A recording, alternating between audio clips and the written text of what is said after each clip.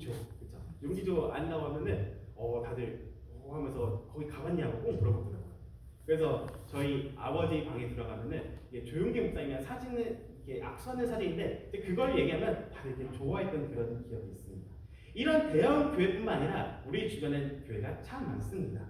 이 털사 지역에만 7개가 넘는 한인교회가 있으며 이 털사 지역이 미국 내에서 1에이커나 가장 교회 수가 많은, 또 별명으로는 어떻게 미국의 예루살렘 부르는 지역에 우리가 살고 있습니다. 한편 우리가 교회를 다니는 사람이 있을지 몰라도 교회를 모르는 사람은 없을 거라 생각합니다. 그렇죠? 안 다니는 사람이 있어도 모르는 사람은 없을 것이에요.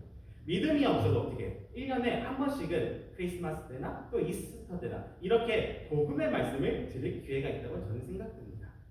2019년 이제 한국 통계에 따르면은 한국에서 가장 교회가 밀집된 지역은 바로 인천 남동구라고 합니다. 이 지역에만 어떻게 709개의 교회가 있다고 합니다. 이 털사보다 더 작은, 약간 브로큰에어보다 더 작은 지역에 어떻게 700개가 넘는 교회가 있는데, 이게 이제 개신교만 포함된 거라 뭐 카톨릭이나 이단 교회까지 포함하면 약 1000개가 넘는 교회가 있다고 합니다. 이제 지금은 우리가 어떤 시대를 살아가고 있습니까? 교회가 엄청나게 많은, 그렇죠? 포화 시대를 살아가고 저는 그렇게 살아가고 있다고 생각합니다. 이런 우리가 건물적인 교회뿐만 아니라 어떻게 우리가 일반적으로 생각하는 교회뿐만 아니라 되게 가정교회라는 것도 있습니다. 한번 넘겨주실까요? 이게 가족들이 3, 3, 5 모여 집에서 함께 예배 드리며 그런 교회도 있습니다. 우리가 성경에서 말하는 일반적으로 에베소 교회라든지 뭐 라디오 교회라든지 이런 교회들 대부분 이 가정교회에서 시작한 것을 우리가 알 수 있습니다. 또 우리가 카톨릭이라 부르는, 그죠? 한국말로는 성당이라고 하는데 이것을 또 영어로는 철치라고 합니다. 다음 슬라이드 넘겨주세요. 그렇죠? 이 성당과 좀 다른 건 어떻게 저렇게 사제들이 사제복을 입고 좀 더 예식을 많이 갖추면서 이렇게 예배 드리는 것을 알 수 있습니다. 또 이뿐만 아니라 어떻게 저런 동방 종교회라 불리는 그런 기독교 계열의 종교도 있습니다. 넘겨주세요. 이거는 이제 러시아에 있는 동방 종교회인데 어떻게 외형부터 좀 다르죠, 그렇죠? 근데 이게 영어로는 다 철치, 또 교회라고 불리는 것을 알 수 있습니다. 그렇다면은 우리가 이렇게 사진을 살펴보았는데 여기서 근본적인 질문을 한 가지 드리고 싶습니다. 교회는 어떤 곳일까요? 교회는 어떤 곳일까요? 그리고 우리가 왜 모이나요? 한번 같이 따라해 보시기 바랍니다. 교회는 내가 예수를 그리스도라 고백하는 곳이다. 교회는 내가 바로 예수를 그리스도라 고백하는 장소입니다. 신약 성경에서 교회를 맨 처음 언급한 곳은 바로 마태복음 16장 18절. 오늘 우리가 같이 살펴본 말씀입니다. 또 내가 내게 이르노니 너는 베드로라. 내가 이 반석 위에 내 교회를 세우리니 음부의 권세가 이기지 못하리라라고 나와 있습니다. 당시 예수님을 따르는 제자들 뿐만 아니라 수백 명이 넘는 무리들이 예수 그리스도를 따랐습니다. 왜 따랐나요? 예수님께서 말씀을 선포할 때 수많은 기적과 이사, 우리가 말하는 그 미러클들이 임하기 때문입니다. 그리고 이러한 소문이 이 갈릴리 전역에 퍼져서 어떻게 이게 기적을 구경할 수 있는 그런 기회가 흔치 않잖아요. 그것을 보기에 수많은 무리가 따랐습니다. 이것을 통해서 어떤 이들은 치유를 받고 또 어떤 이들은 귀신을 추출되었습니다. 이뿐만 아니라 예수님께서는 자기의 오는 무리를 외면하지 않으시고 어떻게 오병이어 또 칠병이어 같은 기적으로 이들을 먹이시기까지 하셨습니다. 우리가 지금 말로 표현하면은 예수님께서는 어떻게 최고의 인기 스타, 최고의 연예인 슈퍼스타이자 요즘에 또 젊은 애들 말하는 셀럽 중에 셀럽이었던 것을 우리가 알 수 있습니다. 근데 여기서 우리가 꼭 짚고 넘어가야 될 것이 있습니다. 우리가 일반적으로 생각했던 예수, 이들이 생각했던 예수와 예수님이 스스로 말하는 예수는 달랐습니다. 그 누구도 예수가 바로 살아계신 하나님의 아들임을 깨닫지 못했습니다. 일반적으로 사람들은 예수가 모세와 선지자 엘리야, 또 예레미야와 같은 선지자 중 한 사람으로 생각하는 것을 우리가 성경 곳곳에서 발견할 수 있습니다. 심지어 그의 제자들조차 이것과 크게 다르지 않았습니다. 하지만 하나님께서는 베드로의 입술을 통해서 고백하게 만드셨습니다. 예수 그리스도께서 누구이신가를 분명하게 드러내셨습니다. 베드로는 무엇이라고 고백합니까? 주는 그리스도시요 살아계신 하나님의 무엇이요? 그렇죠? 하나님의 아들임을 고백하게 만드셨습니다. 그리고 예수님께서는 분명하게 말씀하십니다. 이것이 베드로의 생각과 뜻으로 이야기한 것이 아니라 하늘 아버지께서 너의 입술을 통해서 고백하게 하신 것을 알 수 있습니다. 이 고백을 통해서 그리고 이 약속을 통해서 베드로를 통해서 또 아버지께서는 이 견고한 반석 위에 내 교회, 다른 사람의 교회가 아닌 바로 내 교회를 세울 것이라고 예수님께서 말씀하셨던 것을 알 수 있습니다. 여기서 교회라고 번역된 헬라어는 바로 에클레시아라는 단어입니다. 우리 오늘 제목이 에클레시아입니다. 이 에클레시아가 교회라는 단어인데 이 신약 성경에서만 약 118번 정도 사용되었습니다. 그리고 이 중에서 115번은 교회라는 의미로서 3번은 집회라는 의미로 사용됐는데 이 용어가 일반적으로 고대 헬라 시대 때는 집회, 만남, 회중이라는 의미로 사용되었습니다. 한번 준비된 PPT 보실까요? 이제 이 예수님께서 살던 시기에 누가 통치하고 있었습니까? 이 유대 지역을 바로 로마가 이곳을 정복하고 지배하고 있었습니다. 그리고 로마는 어떻게 이 시대 때 최강대국으로서 아래로는 아프리카와 오른쪽으로는 시리아와 이 유대 지역, 또 위쪽으로는 프랑스와 영국까지 이 큰 유럽 전체를 지배했던 가장 최강국이었습니다. 근데 이 로마가 재밌는 것은 뭐냐면은 어떤 황제에 의해서 통치했던 것이 아니라 어떻게 그 시민과 또 원로원의 그 공화정이라는 시스템이 있습니다. 지금은 말하자면 약간 민주주의와 가장 비슷한 형태일 것입니다. 그래서 아래로부터는 시민들이, 위로부터는 원로원들이 수많은 회의가 있었고 수많은 집회들이 있었습니다. 그래서 이 집회를 가리켜 이 에클레시아라는 단어를 사용했습니다. 그래서 기능적으로는 민주주의 헌법에 뿌리를 둔 온전한 시민의 집회, 기본적인 정치적, 사법적인 결정이 내리는 집회가 바로 이 단어로 에클레시아라는 단어를 사용했던 것을 알 수 있습니다. 특이한 것은 우리가 성경을 제외하고는 이 에클레시아라는 단어가 교회를 가리키는 단어는 한 번도 발견할 수 없습니다. 이 교회라는 의미를 사용하지 않습니다. 하지만 이 마태는, 이 성경의 저자인 마태는 이 교회라는 의미를 새롭게 우리가 알고 있는 생각하는 의미로 부여한 것을 알 수 있습니다. 쉽게 말해서 원래 에클레시아, 이 교회라는 의미는 무슨 의미냐면 바로 사람들의 모임, 함께 모이는 장소와 집회임을 알 수 있습니다. 하지만 마태는 여기에 한 단계 더 추가합니다. 무엇을 추가하냐면 바로 예수 그리스도. 이 사람들의 모임에 예수님을 더했을 때 바로 진정한 교회가 되는 것입니다. 이것을 확대한 것입니다. 예수의 행적에서 유일하게 이 마태만이 이 사복음서에서는 이 교회라는 단어를 발견할 수 없습니다.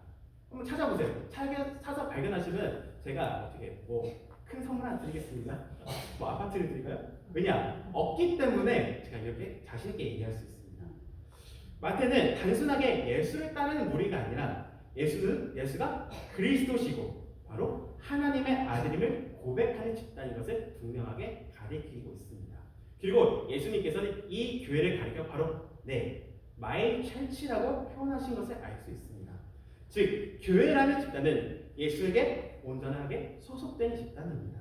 다른 복음에서 찾아볼 수 없는 이유는 아마 이 제자들이 예수를 믿긴 믿었어도 온전히 믿지 못했기 때문에, 그리고 예수 안에 그 공동체에 소속되기 이전일 것이라고 저는 생각됩니다. 이 사람들, 이 복음서에서 교회라고 불리기 전에 이 사람들은 어떠했습니까? 세상과 예수를 두고 저울질했습니다. 이들은 눈앞에서 예수의 경험을 체험하고 그 기적을 몸소 느끼고 예수님을 알았지만은 마음속으로는 깊이 그를 나의 하나님, 정말 하나님의 아들이라고 고백하지 못한 것을 우리가 알 수 있습니다. 그들은 열심 당원으로서, 또 혁명가로서, 또 권력에 대한 욕망에 소속된 이들이었습니다. 예를 들어서 이제 예수님께서 그의 제자들과 함께 예루살렘을 향하던 중에 어떤 일이 벌어졌냐면은 야고보와 요한이 예수님께 이런 질문합니다. 누가 예수님의 오른팔이고 누가 왼팔입니까? 우리가 보면 되게 아무것도 아닐 것 같은데 이 제자들 사이에 되게 중요했어요. 왜냐하면은 이 오른팔이 된다는 것은 예수님께서 어떻게 예루살렘 왕이 되셨을 때 제 2인자가 되는 것이기 때문입니다. 이들은 정말 예수님이 하나님의 아들이라는 것보다는 메시아로서 이 로마 제국으로부터 자신들을 구원할 그런 한 사람으로 생각한 것을 우리가 성경에서 발견할 수 있습니다. 그렇기 때문에 이것을 이들이 다투고 싸웠던 것을 알 수 있습니다. 근데 이 사건 이후에 예수님께서 이 겟세마네 동상에서 어떻게 그의 제자 가룟 유다에게 배신당해 잡혀가던 날, 이 수많은 제자들은 어떻게 했습니까? 왼팔이냐 오른팔이냐로 싸웠던 이들은 한 사람도 남김없이 다 도망간 것을 알 수 있습니다. 그나마 베드로는 작게나마 그 칼 하나 들고 그 무의미한 저항이지만 어떻게 이것도 정말 무의미한 저항으로 끝난 것을 우리가 기억하실 것입니다. 그래서 이들은 아직 교회라고 불리기는 부족했고 아직 예수님을 믿는다기에는 그냥 하나의 무리라는 것을 알 수 있습니다. 하지만 성경은 사도행전에서 어떻습니까? 예수님을 따르는 무리들이 오순절 날 성령의 강력한 영적 체험 이후에 이들의 행동이 달라진 것을 알 수 있습니다. 예수님께서 잡혀가던 날 다 도망갔던 이들이 자기의 목숨을 걸면서 무엇이 바뀌었기에 그 시간으로 따지면 그 1년이 채 되지 않는 그 시간 속에서 그들이 어떤 것이 바뀌었을까요? 바로 성령을 경험했던 것입니다. 그리고 비로소 이들이 교회라고 불리기 시작했습니다. 사랑하는 성도 여러분, 교회는 예수님께 속한 곳입니다. 아멘이십니까? 예수님을 제외한 그 누구도 이 교회에서 우선이 될 수 없습니다. 교회는 주는, 즉 예수는 그리스도시자 살아계신 하나님의 아들임을 믿는 사람들의 모임인 것입니다. 이것은 절대로 흔들리지 않는 우리의 신앙 고백이자 견고한 반석입니다. 그리고 우리가 영원토록 지켜야 할 사명인 것입니다. 하지만 우리는 예수보다 나를, 예수보다 돈을, 예수보다 사랑을 더 우선시하고 있는 우리 모습을 발견하지 않는지요. 그렇다면 이 교회는 예수님을 믿는 모임이 아니라 세상의 모임과 다를 바가 없습니다. 그냥 사람들이 모이는 단순한 모임에 지나지 않습니다. 하지만 우리가 같이 이 자리에 나와 함께 예배를 드리며 함께 찬양을 부르며 함께 하는 이 기도 드리는 이 순간이 우리가 교회로 나아가는 그런 시간이 된 줄 믿습니다. 우리가 어떠한 상황에서도 어떠한 일상 속에서도 우리가 매일 예수 그리스도가 하나님이라고 주로 고백하는 우리 성도님들이 되었으면 좋겠습니다. 우리가 한번 두 번째로 같이 살펴보실까요? 한번 같이 따라해보겠습니다. 교회는 예수를 믿는 공동체다. 네, 교회는 예수를 믿는 공동체를 의미합니다. 앞에 살펴본 것은 내가 먼저 고백해야 된다. 내가 예수님을 주로 고백했다면은 더 발전된 의미로서 교회는 바로 이 함께하는 사람들을 의미합니다. 이 신약 성경에서 이 에클레시아, 이 교회라는 단어를 가장 많이 사용하는 사람은 바로 사도 바울입니다. 그는 이 마태와 아주 유사한 의미로 이 에클레시아를 사용했습니다. 그는 예수 그리스도를 믿는 공동체라는 의미로서 이 교회를 사용했습니다. 고린도전서 1장 2절을 살펴보면 다음과 같습니다.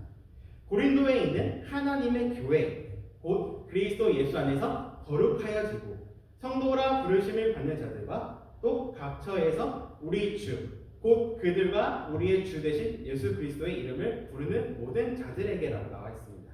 이 말씀을 자세히 살펴보면은 이 교회의 구성원이 두 가지로 구분된 것을 우리가 알 수 있습니다. 하나는 예수 안에서 거룩하여지고 성도라고 부르심을 받은 자. 두 번째는 예수 그리스도의 이름을 부르는 모든 자라고 이해하고 있습니다. 모든 자. 쉽게 말해 교회란 예수 그리스도 안에서 거룩한 성도이자 예수 그리스도의 이름을 부르는 모든 자인데 여기다 한 가지 단어가 추가됩니다. 바로 we, our라는 단어가 추가됩니다. 여기서 교회라는 표현하는 단수를 사용하기는 어때요? 복수로서 이 우리라는 단어를 분명하게 사용할 수 알 수 있습니다. 우리가 아까도 살펴보았지만은 이 교회라는 말 자체가 함께 모인 일들, 또 고린도 교회에 함께 모임을 바로 고린도 교회라 불렀듯이 이 함께하는 사람들을 의미하는 것을 알 수 있습니다. 한편 바울은 예수를 믿는 모든 일을 가져 이 큰 범주 안에서 이 단어를 사용했고 아까도 이야기했다시피 라디오기아 교회, 에베소 교회, 이 고린도 교회 같이 그 지방의 사람들 예수님 믿는 사람들의 모임이 바로 교회가 된 것입니다. 근데 우리가 여기서 짚고 넘어가는 부분이 있습니다. 바로 이 교회에 소속된 이들이 당시에 누구였는지 알아야 됩니다. 이 서신서를 읽고 맨 처음에 어떤 사람들이 읽었는지 우리가 알아야 됩니다. 한국인들은 아니었어요. 그렇죠? 이 사람들이 바로 우리가 생각하는 유대인들도 아니었어요. 이 바울이 말하는 공동체는 기존의 유대 사회에서 하나님을 믿는 사람들과 거기에 예수님을 믿는 이 메시아주들을 포함해서 이방 사람들도 이 공동체 안에 포함되었습니다. 유대인이나 이방이나 야만이나 아무런 구분 없이 이 모든 교회라는 범주 안에 포함되었습니다. 기존의 유대 사회는 어떤 생각이 강했냐면 바로 유대인만이 하나님께 선택받은 선민 사상이라는 그런 생각을 가지고 있었습니다. 그래서 그들의 첫 번째 아버지인 아브라함의 자손만이 어떻게 우리가 선택받은 민족이라는 이 정체성이 매우 강했던 사람들입니다. 그래서 성의식을 치는 유대인만이 어떻게 이 유대 공동체 안에 가입될 수 있었고 다른 이방인들은 이 유대 공동체 안에 들어올 수가 없었습니다. 극히 일부 케이스를 제외하고는 아무도 이 아브라함의 선택받은 자손이라는 타이틀을 가지지 못했습니다. 그리고 그 외에는 어떻게 이방인들로 이들이 취급한 것을 알 수 있습니다. 심지어 이들의 바벨론의 멸망을 당하여 포로기 때 이 남아있는 유대인들이 그 다른 이방인과 결혼했을 때 그 사람들이 바로 우리가 보면은 사마리아 사람들입니다.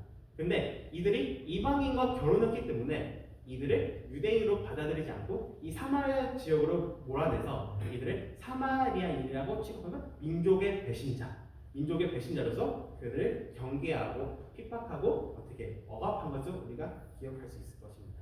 하지만 사도행전에는 이런 우리가 사도행전 살펴보면은 사도 베드로가 어떻게 충만한 은혜를 받았음에도 불구하고 로마의 백부장이었던 그 고넬료 집에 들어갔을 때 어떻게 한 번에게 복음을 전달한 것이 아니라 어떻게 그런 환상을 보고도 이건 좀 아닌 것 같은데 내가 진짜 이 복음을 이 이방인한테 전해야 되는가라는 그런 고민을 한 것을 우리가 알 수 있습니다. 이렇듯 이들이 이 이방인을 어떻게 다른 사람을 이 공동체 안에 받아들이는 것을 매우 어려웠습니다. 하지만 이 새로운 예수 그리스도의 함께하는 이 공동체, 이 새로운 교회는 기존의 질서와 편견을 무너뜨렸던 것입니다. 예수님의 말씀을 이들이 몸소 실천했던 것입니다. 사랑하는 성도 여러분, 우리가 이 미국까지 넘어와서 어떻게 유학하면서 또 이민 오면서 수많은 어려움을 또 그 아픔들을 하나씩 겪은 줄을 압니다. 우리가 영어가 안 되기 때문에 또 대화가 잘 안 되기 때문에 차별을 겪기도 하고 어떻게 동양인이라는 많은 이유로 어떻게 우리가 편견을 당한 적이 있다고 저는 생각합니다. 물론 저도 있습니다. 하지만 우리가 이런 아픔과 상처를 가지고 반대로 우리가 차별을 할 때도 있습니다.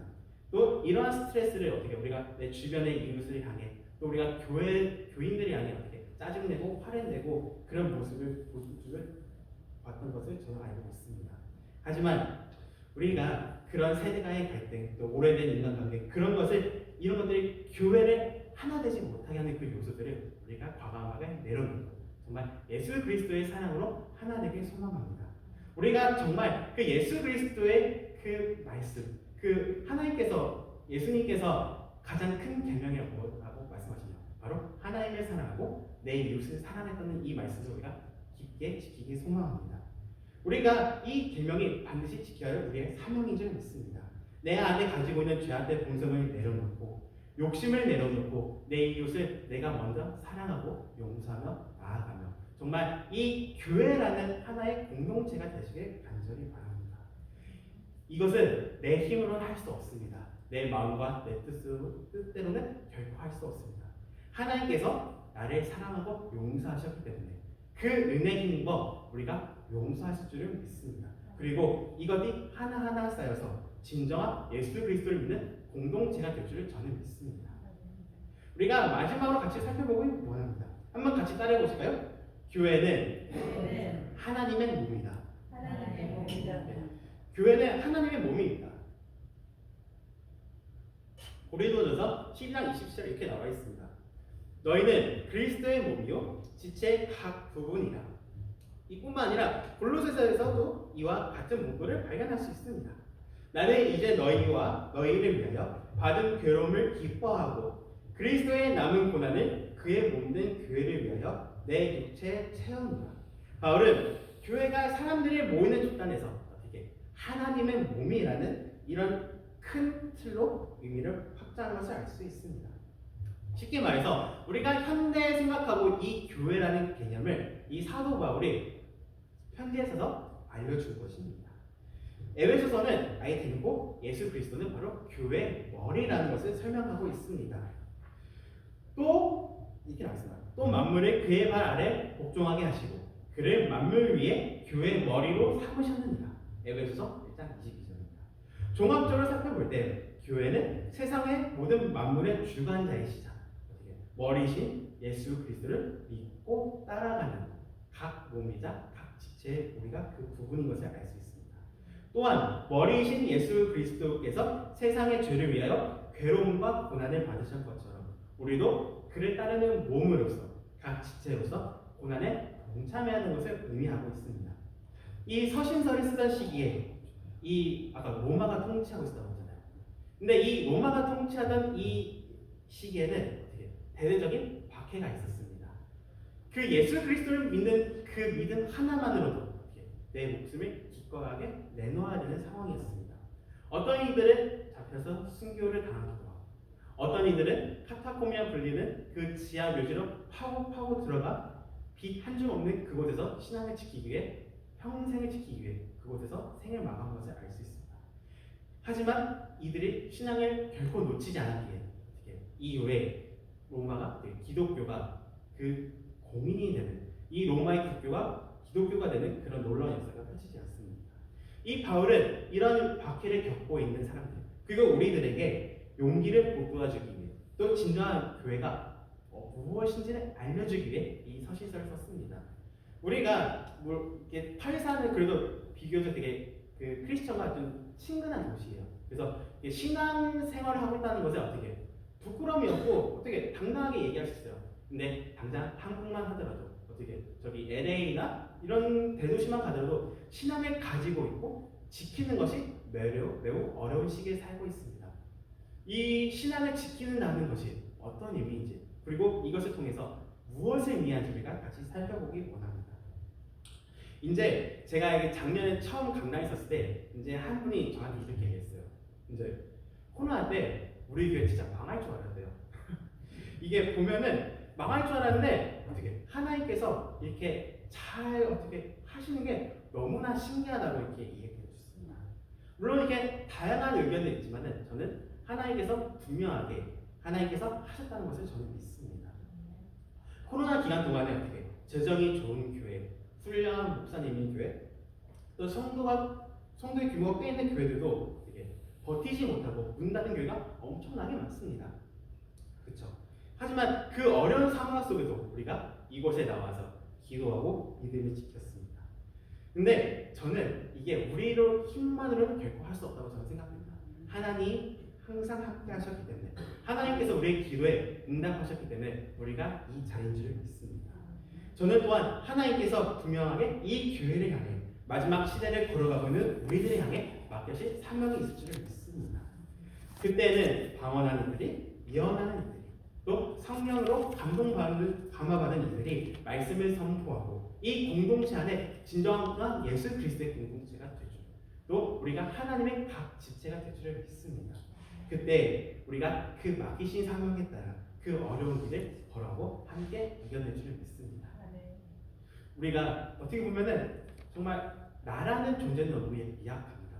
당장 누가 없다고 해서 그렇죠. 특히 이제 청년들이 방학 때 많이 돌아가고 또 어디 놀러 가고 하면 근데 다음 주 저도 없어요. 없다고 해서 우리가 없는데 참 그 시기 하다 그렇게 얘기할 수도 있고 뭔가 이렇게 그런 말 있잖아요. 난자리는 않아도 빈자리는 많이 그렇다고 우리가 그렇게 될지 그렇게 생각했을지 몰라도 우리가 그럴 때일수록 함께하는 이들이 모여 더욱더 같이 기도에 힘쓰고 말씀 읽는 거에 매진할 때 정말 저보다 더 훌륭하신 목사님도 계시고 더 좋은 분들이 함께 오셔서 같이 예배드리며 우리가 정말 하나님의 은혜를 더욱더 경험하는 우리 성도님들 될 줄을 믿습니다. 네. 우리가 그날에 우리가 저 천국에서 기쁨으로 뵙기를 간절히 소망합니다. 네.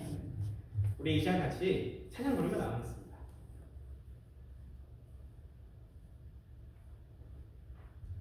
우리가 같이 이 이런 교회 되게 하시는 찬양인데 사실 어버이날과 맞진 않는 찬양입니다. 그렇지만은 우리가 정말 개인적으로 이런 교회가 되기를 바라는 마음으로 같이 부르며 나가는 시간 가지도록 하겠습니다.